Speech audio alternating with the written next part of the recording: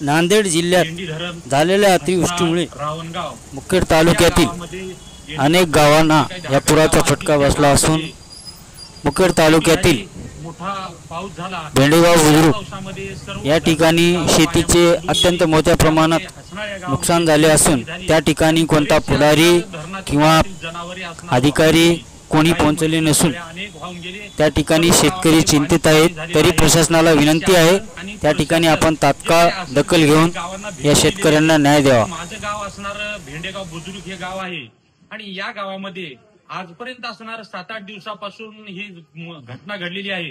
तरी पण असणार इथं या भेंडेगाव बुद्रुक या गावामध्ये कोणता राजकीय असणारा कार्यकर्ता आला नाही, सत्ताधारी कोणी आलेले नाहीत आणि प्रशासन असणार कोणीही असणार आजपर्यंत असणार तुमच्या गावात काय झालं म्हणून आलेलं नाही।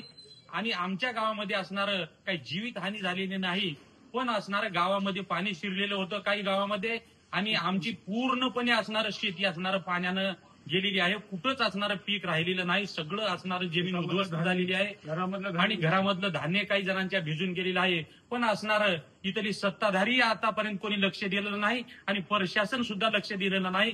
सर्वांना माझी अशी हात जोडून विनंती आहे की आमच्या गावामध्ये येऊन तात्काळ पंचनामे करावं आणि आम्हाला काय आमची अडी अडचणी असणार ते सोडवावं अशी प्रशासनाला आणि इथल्या सत्ताधाऱ्यांना माझी हात जोडून विनंती आहे।